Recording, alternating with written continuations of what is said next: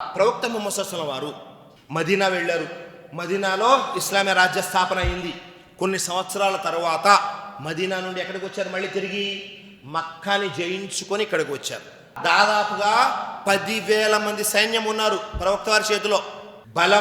బలగం ప్రతీకారం తీర్చుకునే అన్ని అవకాశాలు ఉన్నాయి. మక్కాలో ఉన్న ముష్రికులు ఎలాంటి వారు? తాయిఫ్ లాంటి వాళ్ళు కాదు. తాయిఫ్ వాళ్ళు ఏం చేశారు? కొట్టి పంపించేశారు. మక్కాలో ఉన్న ముష్రికులు ప్రవక్త వారిని దాదాపుగా 1 డజను సార్లు చంపే ప్రయత్నం చేశారు. ఒకసారి 2 సార్లు కాదు, అనేక సార్లు చంపే ప్రయత్నం చేశారు. అలాంటి మక్కా నగరాన్ని జయించుకొని ప్రవక్త వారు వస్తూ ఉన్నారు. ఇంకా మక్కాలో ఉన్న ముష్రికుల యొక్క ఆలోచన ఎలా ఉంటుంది? అందరి కాళ్ళు చేతులు వణికిపోతూ ఉన్నాయి. ఈరోజు ఎలాగైనా అయిపోయింది, మమ్మల్ని వీళ్ళెవరు వదలరు, ఈరోజు మన తాట తీసేస్తారు, ఈరోజు మక్కాలో రక్తం ఏరులై పారిద్ది అనేలాగా ఉన్నారు. ఎందుకని?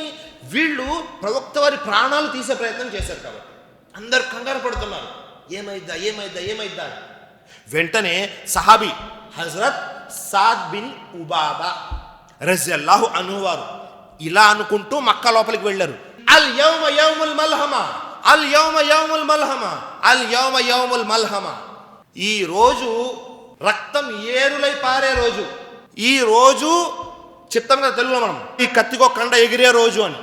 ఇలా ఈ రోజు కండలు ఎగిరే రోజు అంటే మాంసం ఏదైతే ఉందో అది ఎగిరే రోజు అని చెప్పుకుంటూ లోపలికి వెళ్ళారు. మక్కా ముష్రికులు కంగారు పడిపోయారు. ప్రవక్త యొక్క అనుచరులు సాద్ బిన్ ఉబాదా వారు ఇలా చెప్పుకుంటూ వస్తున్నారు, ఇంకా ఈరోజు మనం అందరం అయిపోయాము అని. ప్రవక్త ముహమ్మద్ సల్లల్లాహు అలైహి వసల్లం లోపలికి వచ్చారు. ప్రవక్త వారి చెవుల్లో ఈ మాటలు పడడం జరిగింది. వెంటనే ప్రవక్త ముహమ్మద్ సల్లల్లాహు అలైహి వసల్లం అడిగారు. ఎవరిని? మక్కా ముష్రికుల్ని. ఓ మక్కా ప్రజలారా, మీరు నా గురించి ఏమనుకుంటున్నారు అని అడిగారు.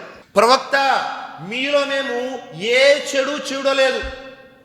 మీరు బలహీనులపై దౌర్జన్యం చేసేవారు కాదు.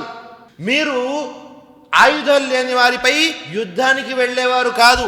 మీలో క్షమించే గుణం ఎక్కువగా ఉంది.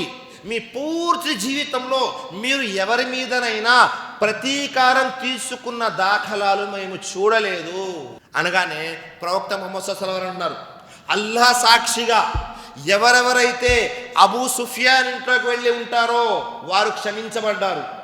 ఎవరైతే మక్కా లోపలికి వెళ్ళి శరణు పొందుతారో వారు క్షమించబడ్డారు. ఎవరైతే తమ ఇళ్లల్లో ఉండి తలుపులు వేసుకుంటారో వారు క్షమించబడ్డారు. ఈరోజు క్షమించే గుణం, ఈరోజు శాంతికి చిహ్నంగా ఉండే రోజు, ఈరోజు ఒక చిన్న రక్తపు బొట్టు కూడా కారనటువంటి రోజు. ఈ రోజు నేను అందరినీ క్షమించేశాను అన్నారు. ప్రవక్త వారి ముందుకు ఎవరు వచ్చారో తెలుసా? హింద్ బిన్తే ఉతైబా వచ్చారు, అలాగే వాషి బిన్ హరాబ్ వచ్చారు. వీళ్ళందరూ కూడా ప్రవక్త యొక్క బంధువుల్ని కూతుర్ని చంపినటువంటి వారు. ప్రవక్త వారు అందరినీ క్షమించేశారు. సుబ్హానల్లాహ్, ఎలాంటి వ్యక్తిత్వం చూడండి ప్రవక్త వారు. ఇప్పటి వరకు 1400 సంవత్సరాలైంది. ఈ సంఘటన ప్రతి వారు చెబుతూనే ఉంటారు, ప్రళయం వరకు చెబుతూ ఉంటారు. ఒక్క చుక్క కారకుండా పూర్తి మక్కని వశపరుచుకున్నారు దైవప్రవక్త ముహమ్మద్ సల్లల్లాహు అలైహి వసల్లం. ఈరోజు మన పరిస్థితి ఎలా ఉంది అంటే, మనల్ని చంపడము, కొట్టడము, తిట్టడము చాలా దూరం. అరే మన సోదరుని క్షమించలేకపోతున్నాము. ఏమన్నా అంటే, మేము ముస్లింలమండి, హమ్ తౌహీద్ పరస్త్ భాయ్, తౌహీద్ మీద ఉండేవాళ్ళం. ఏం తౌహీద్, ఏం సున్నత్? సున్నత్ అంటే ఇది. మనలో ఉన్న తౌహీదు మనల్ని కఠినులుగా తయారు చేయకూడదు. మనలో ఉన్న దైవప్రవక్త యొక్క సున్నతు మనల్ని మూర్ఖుల్లా తయారు చేయకూడదు. వేరే వారిని క్షమించగలగాలి, క్షమించి ముందుకు వెళ్ళాలి. మళ్ళీ మోసపోమనట్లేదు, కానీ క్షమించడం నేర్చుకోండి. ప్రవక్త వారు ఎలాగైతే క్షమించారో ఆ విధంగా క్షమించడం నేర్చుకోండి. ఒకవేళ అలా క్షమించలేని నాడు మనలో ఐకమత్యం అనేది వస్తుందా?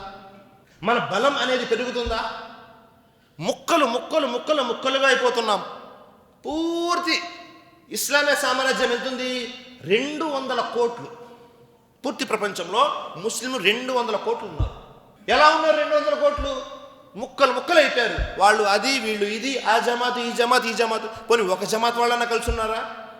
మళ్ళీ అందులో గ్రూపులు. పోనీ ఒక ఊరి వారు కలిసి ఉన్నారా? మళ్ళీ అందులో మస్జిద్ల పరంగా విడిపోయారు. పోనీ ఒక మస్జిద్ వారు కలిసి ఉన్నారా? మళ్ళీ మస్జిద్లో 2 గ్రూపులు. ఇంకా ఈ ప్రసంగాలు ఎందుకు చెప్పండి? టైం పాసా? ఆదివారం వచ్చిందండి, సినిమాలకి ఏం వెళ్తాం?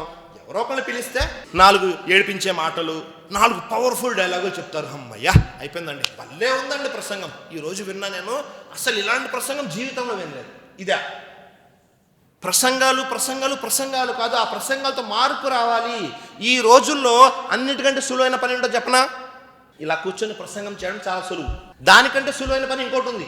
అదేంటి? ఇగోండి, ఇలా కూర్చొని వింటున్నారు చూడండి, ఇది ఇంకా సులువు. చెప్పడం సులువు, వినడం ఇంకా సులువు. కష్టం ఏంటో తెలుసా? చెప్పేవాడు చెప్పిన దాని మీద, విన్నవారు విన్న దాని మీద ఆచరించడమే అన్నిటికంటే కష్టం. ఆ పని ఎవరు చేయట్లేదు. ఇస్లాం వచ్చింది అంటే ప్రసంగాల ద్వారా కాదు, ఆచరణ ద్వారా వచ్చింది. ప్రవక్త వారు ఎలా ఆచరించారు, సహాబాలు ఎలా ఆచరించారు, వారి తర్వాత వారు ఎలా ఆచరించారు, ఆచరణ ఆచరణ ఆచరణ ద్వారానే వచ్చింది. చాలామంది సమాజంలో చెబుతుంటారు ఇస్లాం కత్తితో వ్యాప్తించింది అని. అది పూర్తిగా అవాస్తవం. ఇస్లాం అనేది ప్రజల యొక్క హృదయాన్ని గెలుచుకుంటూ వచ్చింది.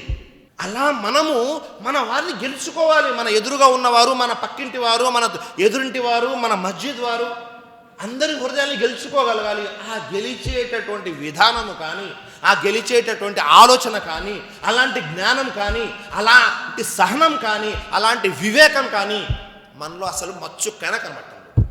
దాని కారణంగా ఇన్ని సమస్యలు.